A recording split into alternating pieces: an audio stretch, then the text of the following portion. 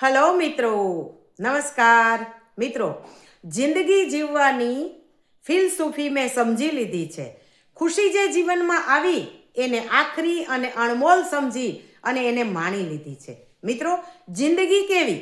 દરેકના અલગ અલગ જવાબ હોઈ શકે, પરંતુ જિંદગી સાયકલ જેવી. જો બેલેન્સ રાખવું હોય તો સતત ગતિમાન રહેવું પડે. જો ગતિ અટકે તો બેલેન્સ જાય. મિત્રો, જીવનમાં આપણને બધાને ખુશી અને પ્રસન્નતા મેળવવાની ખૂબ જ તમન્ના છે. એ મેળવવા માટે આપણે હવાતિયા પણ મારીએ છીએ.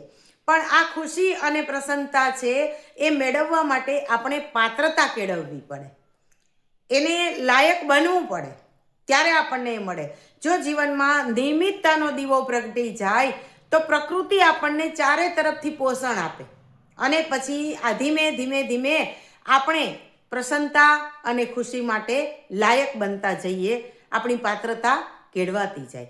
મિત્રો, કોઈએ સરસ વાત કરી છે કે અબ નહીં કિસી કો કિસી સે ખતરા. તો આપણને એમ થાય કે હાસ, હવે તો કોઈને કોઈનાથી ખતરો છે જ નહીં. પણ આગળની લીટી પાછી એ છે કે અબ તો સભી કો સભી સે ખતરા હૈ. अब नहीं किसी से किसी को खतरा, लेकिन अब सभी को सभी से खतरा है. એવા સમયમાં, એવા દોરમાં આપણે જ્યારે જીવન જીવી રહ્યા હોઈએ ત્યારે મારી ખુશી, મારી પ્રસન્નતા, મારી નિયમિતતા, એના માટે આપણે કાળજી કરવી પડે. મિત્રો, હમણાં એક બે પ્રસંગમાં જવાનું થયું, ત્યાં ઓબ્ઝર્વેશન કરતાં જે સત્ય મને સમજાયું છે એ આપની સમક્ષ રજૂ કરું છું કે દરેક પરિવારમાં કોઈ એકાદ વ્યક્તિ એવી હોય કે જે બધાને સતત હાથ વગી રહેતી હોય. આ ક્યાં છે તો કે આ લ્યો, આ ક્યાં છે તો કે આને પૂછો, આ ક્યાં છે તો કે એને જ ખબર છે. એ સતત બધાને હાથ વગા રહેનાર વ્યક્તિ છે, એને હાથ વગું કાંઈ જ રહેતું નથી. જ્યારે બધા જ છે પ્રસંગની મોજ માણતા હોય, આનંદથી નાચતા કૂદતા ખાતા પીતા હોય, ત્યારે બધાને હાથ વગી રહેનાર વ્યક્તિ છે, એના હાથ વગું કાંઈ જ રહેતું નથી. એટલે આપણી ખુશી, આપણી પ્રસન્નતા, આપણી નિયમિતતા, આ વસ્તુની સંભાળ આપણે જ રાખવી પડે.